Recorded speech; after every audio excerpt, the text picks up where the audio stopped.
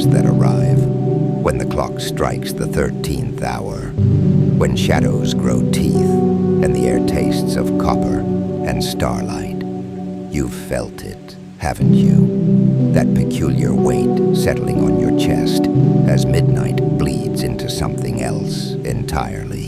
Something that watches from the spaces between seconds, breathing with the rhythm of your own heartbeat until you can no longer tell where you end and it begins. Tonight I want to tell you about the veiled Seraph, that strange guardian who walks the threshold between dreams and waking, between what is and what yearns to be. She is not the angel of your childhood prayers, all golden wings and benevolent smiles. No, this one carries shadows like silk scarves, and her whispers taste of secrets too dangerous for daylight. They say she appears to those who have lost their way in the labyrinth of their own making, those who wander through their days like ghosts, pressing their palms against invisible walls, searching for doors that may not exist. Perhaps you know this feeling. Perhaps you've stood in your own life and wondered how you became a stranger to yourself, how the mirror began reflecting someone you don't quite recognize. The Seraph's whisper is not a sound, but a sensation, like cool fingers tracing the outline of your soul. She speaks in the language of recognition, of truths that have been sleeping in your bones since before you learned to name them. Her words don't offer comfort in the way you might expect. Instead, they offer something far more precious and far more terrifying. They offer sight. But here's what the old stories never tell you about midnight visitations from beings made of starlight and sorrow. They don't come to save you from your darkness.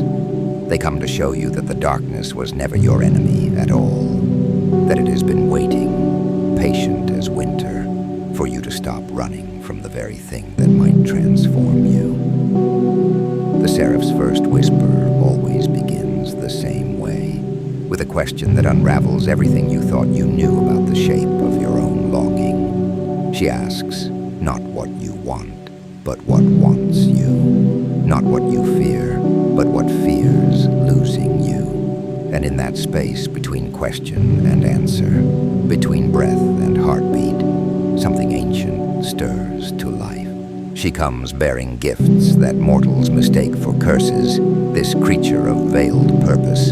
Her offerings arrive wrapped in the skin of your deepest discomfort, tied with ribbons of everything you've spent lifetimes avoiding. You will recognize her presence not by light or sound, but by the sudden stillness that falls over your restless mind, the way your thoughts stop their endless circling and settle into something resembling peace. Watch how she moves through the architecture of your resistance. She does not break down your walls. She simply reveals that they were always made of mist. The barriers you constructed from fear and habit dissolve at her touch, like sugar in rain, leaving you standing naked in the landscape of your own possibility.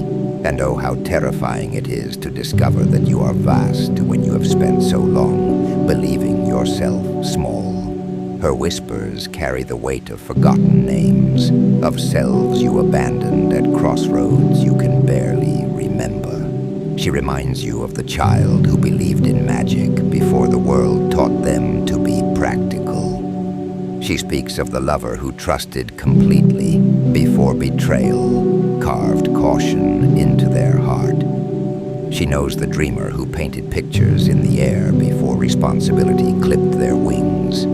But this is not nostalgia she offers, not some sentimental journey backward into what was. The Seraph deals in resurrection, in the alchemy of becoming. She takes the scattered pieces of who you've been and arranges them into constellations you've never seen before.